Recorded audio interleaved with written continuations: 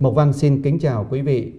Chào mừng quý vị đến với chương trình In Depth của đài truyền hình SBTN Úc Châu. Thưa quý vị, In Depth là chương trình phỏng vấn chuyên sâu những vấn đề nóng hổi trong cuộc sống, và chúng tôi lấy quan điểm, chúng tôi xin quan điểm và nói chuyện với các nhà hoạt động xã hội, chính trị gia, dân biểu, những người có những chỗ đứng nhất định trong cuộc sống. Và chủ đề chúng tôi trao đổi là những vấn đề mà quan tâm, nhiều người quan tâm đến tại nước Úc trong ngày hôm nay. Thưa quý vị, hôm nay tại phòng thu của SBTN Úc Châu, chúng tôi rất hân hạnh được đón ông Philip Ruddock. Thank you very much. Dân biểu liên bang khu vực Browra tại Sydney. Welcome to the program. Pleasure. Thank you very much coming here. Philip Ruddock, how do you feel when you've clocked another year, another milestone in your contribution to public life? Amazed. Yes. I mean, I never thought it was possible. Yes. I mean, that's the truth. In public life, you come to serve, and it's quite problematic as to whether you're ever able to survive. We had redistributions of electoral boundaries. We had controversial issues, such as in 1988 when I crossed the floor on an immigration question. And of course, some people liked it, some people didn't. And I thought my career could come to an end at that time. You never know in public life. Your future is dependent on an election every 3 years. Your party has to endorse you. And there aren't many people who get to serve over 30 years. Yes. There have only been two that have served for 42 years, and only one who ever got to 51 years and 7 months. But, you know, from where I sit, if you are focused on making a difference, serving the Australian community, then I think you have a better opportunity to be able to last the distance. Yeah. Thưa quý vị, chúng tôi vừa hỏi ông là cảm tưởng của ông ra sao trong cái kỷ niệm 42 năm ngày mà tham gia chính trường của ông. Và ông kể lại những câu chuyện rất là xúc động, và phải nói rằng là rất là khó đoán. Chính trường Úc thì đầy là bất ngờ, và rồi những cái ranh giới của cái đơn vị bầu cử có thể thay đổi, rồi đảng có thể chấp thuận ông cho ra ứng cử hoặc là không. Thế nhưng mà ông cho rằng là niềm tin và mang lại cái phục vụ, mang lại những điều tốt cho cử tri, đó là cái động lực để giữ ông cho tới ngày hôm nay. Thank you very much. Now in this anniversary week, if you want to share a story with the viewers of SBTN Australia, what would that story be? Well, I think to your community, they may be interested in how I came to be reasonably familiar with the community. There was a very dear friend of mine, Stuart Levan, and he was a student at Sydney University doing an engineering degree when I started my own studies, and we met. And he entertained me at his apartment at Cremorne. Yes. And he was telling me that he was going back to Vietnam as he concluded his studies, but he expected it was going to be very difficult for him.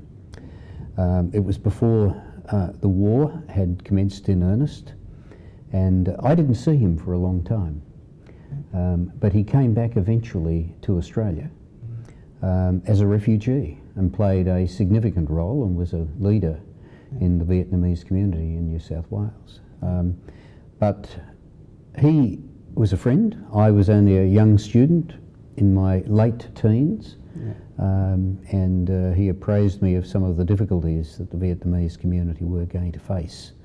And I think it was very instrumental when I became a Member of Parliament, and we had the opportunity to receive so many refugees for resettlement, that my good friend Ian McPhee, who was the Minister for Immigration, came to me and said, would I work with a fellow called Dick Klugman, who was the member for Prospect, and who in his electorate was included Cabramatta. And he asked me whether I would help with the settlement process. I mean, here we are again today talking about receiving a large group of people from Syria, and how are we going to welcome them? How will we settle them? What will be the processes? What programs will we put in place? Well, the Vietnamese were significant in challenging us 40 years ago. We made it work.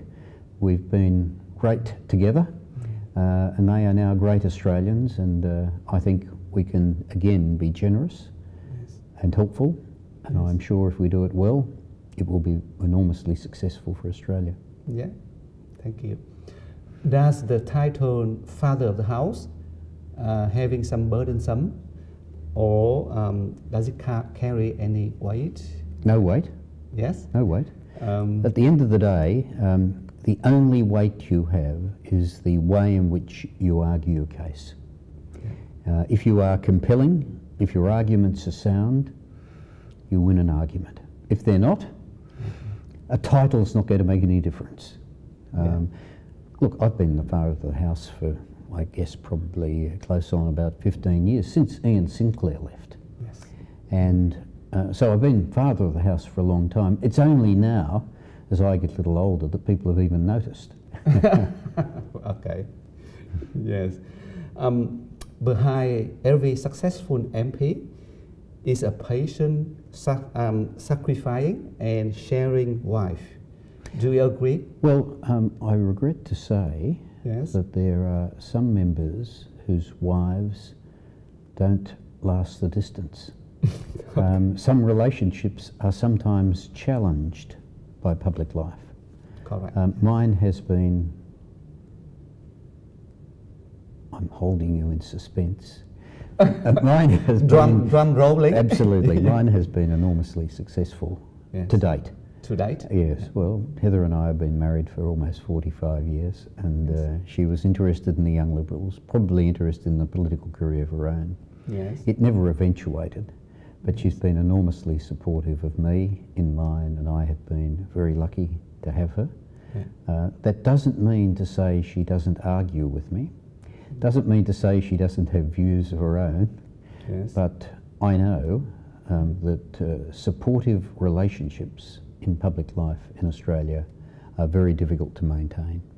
Very good. Thưa quý vị, vừa rồi chúng tôi có hỏi ông Philip Ruddock về một cái câu như thế này, tức là đằng sau mỗi một người dân biểu thành công thì phải là một người vợ hy sinh, chịu đựng và thông cảm, phải không?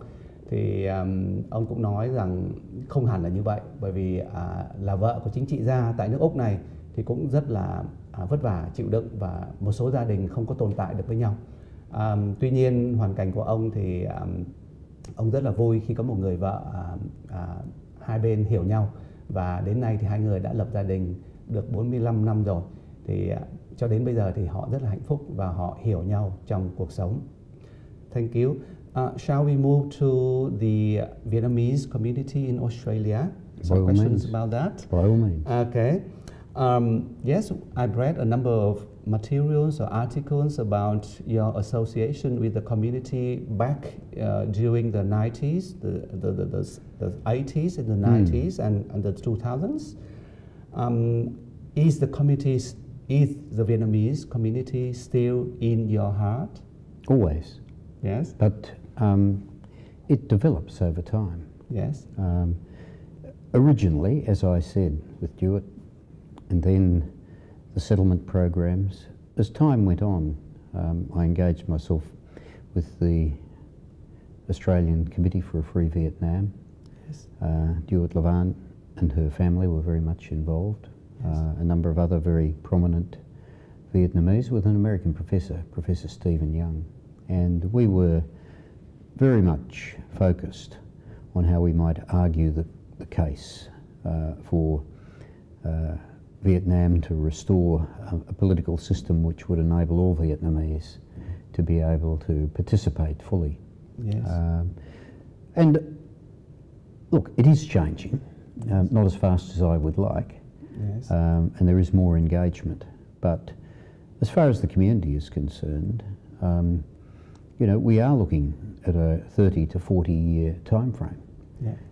Families that came out had young children. Yeah. Who have now been educated in our school system, have gone to university, and are now playing their part. And I see them. I see them as young lawyers, young doctors, professionals, people who are building businesses, people who are enormously successful. and it's what you expect from a successful settlement process. But when you see people over a period of time, from those who came first, who had a need for support, and you see people who now could probably support me. Yes. That's very true. Very true. Now this year, the community are celebrating 40 years of settlement in Australia. If they look to you for an advice, what that would be? Well, I think it's something that we should celebrate. Yes. With great enthusiasm. Yes. Because Australia is a very special country. We have many Vietnamese, but we have many people from other parts of the world. Yes. And we have established a community that has something like 25% of its population overseas born. Yes. If you add the 25% to the others who have a parent overseas born, you have nearly 50%. Yes. If community relations are a problem, we should have the most difficult problems in the world, but we don't. Yes. It works well, and the reason it works well is we put a lot of effort into it. Yes. But the people who have come are welcomed as Australians. Yes. And feel just as much a part of the Australian community as anybody else. Now, look, that doesn't mean to say everybody feels that same way, but most do. Most do. And do we do it well? Look, nothing is perfect. Yes. Yes, there are incidences. I mean, you get people who are caught in criminal activity, you get issues in relation to neighbours and getting on together, and people of different backgrounds and so on. I mean, sometimes there might be a word out of place here or there. Nothing is perfect. Yes. But I say that we do it better than they do it anywhere else in the world. And I think that makes Australia a very special place, and the Vietnamese are part of that community, and it's worthwhile celebrating the fact that they came, they settled, and they have settled so well. Thank you. Thưa quý vị, vừa rồi chúng tôi có hỏi ông Philip Ruddock về 40 năm ngày cộng đồng người Việt định cư tại Úc Châu. Chúng tôi có hỏi là nếu như trong thời buổi này mà có xin ông một cái lời khuyên đó, thì đó là lời khuyên như thế nào? Thì ông cũng nói về cái quá trình định cư của người Việt, và ông cũng ca ngợi rằng cộng đồng chúng ta có những cái thành công và cũng có những cái hội nhập rất là lớn, và thậm chí ông nói rằng đó là một cái mô hình tốt cho các cộng đồng sắc dân sau này đến Úc trong cái vai trò người tị nạn để hội nhập và trở thành một cái nguồn đóng góp cho nước Úc sau này. Ông có nói rằng là Úc Châu có 25% người sanh ra từ ngoại quốc, và xã hội Úc đến nay khá là thanh bình, và cái mô hình đa văn hóa thực hiện là khá tốt so với những cái nơi khác trên thế giới, thì đó là một cái sự thành công của xã hội nước Úc. Thank you. May I ask you, helping them then and helping them now in terms of the Vietnamese community, do you think the human rights issues in Vietnam, which you are mostly helping them nowadays? I am. Yes? I am. Okay. So changing gear a bit. Yeah. Well, you know, I'm the chair of the Parliamentary Human Rights Subcommittee. Yes. And I have been involved in each of the human rights dialogues over the last 2 years. Yeah. And it's been, for me, an important occasion. When the President came, I had the opportunity to raise with him the issue of the death penalty. Yes. I think those who follow me will know that I am leading in the Parliament Australia's opposition to capital punishment around the world. Yes. And I want to see change. Yes. It's interesting because I am engaged in human rights discussions with our friends in China. Yes. And I'm involved in our human rights discussions with our friends in Laos and also our friends in Vietnam. Yes. And I would have to say that there is a difference. And one of the differences is that Vietnam has now been responding to some of the requests that we make. They're not doing what we want. I mean, that's clear. Yes. But they are saying that, well, we're prepared to reduce the numbers of offences for which people might be executed. And I think that's a good thing. Yeah. There have been people that we've taken an interest in who have been released, sometimes detained. Now look, I mean, it's still a communist country. Yes. It still uses all of the means that the communists use to be able to maintain themselves in power. Yes. They're not about wanting to relinquish it, Yes. and I understand that. Yes. But sometimes when you're looking at it, you've got to come to a view, do you do better by continuing to belt them up? Yes. Yeah. Or do you do better by trying to get beside them and talk to them and produce change over time? Yes. And I'm having a go at the latter. Yeah. The letter is powerful than the bullet. Well, I hope it is. Yes. I hope it is. In relation to your decisions made during the period of ministership, I mean the immigration portfolio, which ones mattered most to the Vietnamese community, do you think?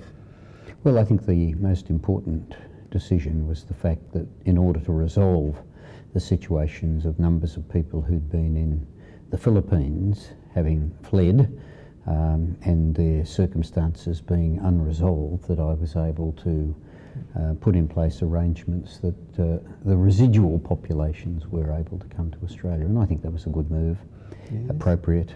Yes. One doesn't want to see these situations left unresolved over long periods of time. Yeah. Thank you very much.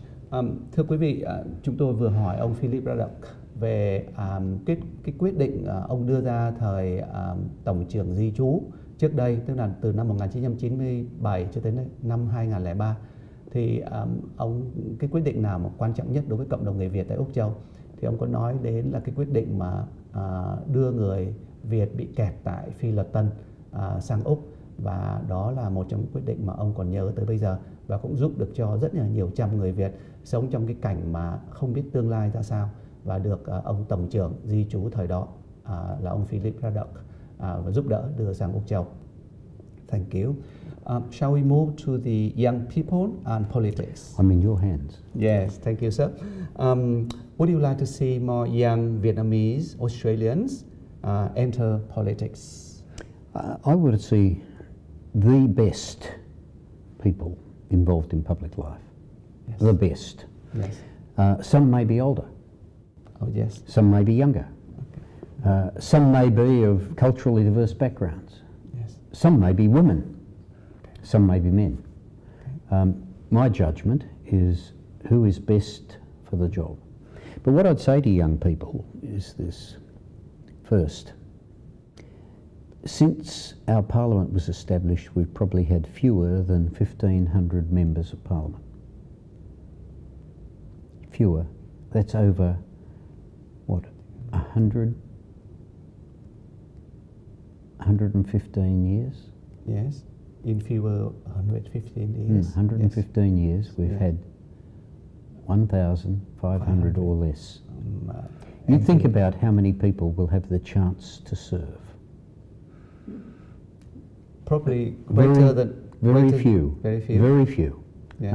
What I say to young people is this. If you're preparing yourself for a role in public life, you need to be able to demonstrate that you have qualities, intelligence, that you're well read, that you've got academic attainment, Yes. That you've got broader life's experience, and all of that together will acquit you. But you know, I'm a lawyer by training. Yes. Do you know I still hold a practicing certificate? You do? And do you know why? Yes. Because I never knew when I might have to go back. That's fair. And what I say to people is make sure you've got a career. And then, if you're lucky, Yes. you may be able to be one of those 1,500. Yes. One of those 1,500. Yes. But it will be hard, there will be a lot of competition, and you need to prepare. And you need to get your academic qualifications, you need to develop your community service, your experience, and you need to be ready, perhaps sometimes, to try and try and try again. Very good. Thưa quý vị, vừa rồi chúng tôi có hỏi ông Philip Ruddock về câu hỏi là ông có muốn có thêm người trẻ, nhất là người Việt, người Úc gốc Việt tham gia chính trường Úc Châu hay không? Thì ông trả lời một câu hỏi rất là hay. Cái câu trả lời của ông rất là hay, và ông nói rằng là ông muốn những người giỏi nhất, có thể là phụ nữ, có thể là những người trung niên, người trẻ, người sắc dân, người thiểu số và những người mà có kiến thức và tham gia chính trường Úc Châu. Ông có nói đến là có một thực tế là trong 115 năm qua khi mà Quốc hội Úc thành lập đó thì chỉ có khoảng 1.500 dân biểu được bầu mà thôi. Thì cái cơ hội để mà được trúng dân biểu rất là khó, rất là nhỏ, và cuộc cạnh tranh rất là lớn. Và lời khuyên của ông là làm sao khi ai đó có ý định tham gia chính trường thì cũng phải có những cái bằng cấp, những cái nghề nghiệp chuyên môn ổn định để mà hậu thuẫn một cái giai đoạn nào đó khi không được may mắn, khi không còn ngồi trong chính trường Úc Châu nữa. Và ông kể lại câu chuyện của ông là hiện nay ông vẫn là luật sư và ông vẫn có giấy phép hành nghề cho đến tận bây giờ. Lý do tại sao? Ông không biết là khi nào ông còn ngồi tại chính trường, khi nào ông được mời ra. Excellent, very good. The new Prime Minister and the youngest minister in the cabinet. I'm talking about what, Roy, MP? Not in the cabinet. Outer cabinet. Outer cabinet. Yes. Okay, assistant minister. Yeah. So, and he's still holding the title of youngest, yes, minister of Australian politics. So, do you know what I said about him? Yes, please. What did you say? What did I say? He was a 25-year-old with a 40-year-old head on his shoulders. He has a capacity for mature judgments, creative thinking, and obviously the Prime Minister has recognised that they are skills that he'll be able to use. Yes. The community, our community would love to have young men, women in capacity such as what, Roy? Absolutely. Yes. Do you think we will have them in the future? What holds them back, probably? Look, what holds them back is the infrequency of opportunities. Yes. There aren't many. Okay. And building up the linkages in the areas in which you may be able to succeed can sometimes be difficult. We've had a young Vietnamese, a beautiful young lady, Dai Ly, who has been close, but just not quite there. Yes. A lot of us would like to see her in public life, but that may or may not happen. I can't dictate when, but I am keen, and I'd be delighted if a young Vietnamese like she were able to make it. We have many doctors, lawyers, accountants, etc., and they are excellent in their position, in their duties. Absolutely. And we still don't have Nguyen, the last name Nguyen, in position of MP from state-wise to federal-wise. But you do have. I mean, you've had a Khmer in Victoria. In Victoria, a Khmer. We've got a Singaporean, part Singaporean, part Anglo, in the federal parliament as a Liberal in Western Australia. Which name then? Ian Goodenough. Okay, Ian Goodenough. Ian Goodenough. If you have a look, you'll see he's half Singaporean, half British. Yes, yes. Look, these things will happen more frequently over time. A very significant proportion of the Australian Parliament members who have been born overseas. But I go back to the point I made at the beginning. If you are looking for people who have the talent and the ability and the experience and the capacity to be able to argue a case, it's not going to depend on whether they're Vietnamese, Brit, American, French, Chinese. It's not going to matter. But it's those talents that will determine who it is. Excellent. Yes. Thưa quý vị, chúng tôi có hỏi ông Philip Ruddock về câu hỏi là khi nào thì cộng đồng người Việt có được dân biểu trẻ trung và năng động như trong nội các vừa rồi của tân Thủ tướng Malcolm Turnbull. Chúng ta thấy ông Watt Roy, 25 tuổi, đã được chỉ định làm Thứ trưởng hoặc là Bộ trưởng một cái bộ về sáng tạo, kỹ nghệ của Úc Châu. Thì và ông dân biểu Philip Ruddock có nói đến phải là những người mà biết lý luận, biết lập luận, biết nói chuyện, biết thuyết phục người khác, và ông mong đợi là có thêm những dân biểu người Úc gốc Việt cũng như là người Úc gốc các quốc gia khác, Singapore, Lào, Cambodia và những người khác cùng tham gia chính trường Úc Châu. Thưa quý vị, đến đây thì chương trình phỏng vấn In Depth của đài truyền hình SBTN cũng chấm dứt, và cảm ơn quý vị đã theo dõi cuộc trò chuyện giữa Mộc Văn và dân biểu Philip Ruddock, dân biểu liên bang khu vực Berowra tại Sydney. Cảm ơn quý vị đã theo dõi và xin hẹn gặp lại quý vị trong những chương trình tuần tới. Thank you very much. Yeah, you just say something to the audience, and my outro is yeah, we've been speaking to Mr. Philip Ruddock, federal member for Berowra, and it is very interesting discussions, and it has so many issues to cover, and we wish you well for your career, your health, your family, and we wish to see you back on the 43rd anniversary. Please. Very good. Very good. Just have a few words. Well, it's been great to be with you, and I wish all your viewers well. I've always enjoyed very much my linkage with the community, but in the main, if I go back to where we commented in this program, the Vietnamese community have made an enormous contribution to Australia. It's part of our success story. It's not Australia's success story alone. It's the success story of Australia and all those who have come from Vietnam to make Australia their home. We've done it well, and I thank you. Thank you very much. Thanks for your time. Pleasure. Thank you.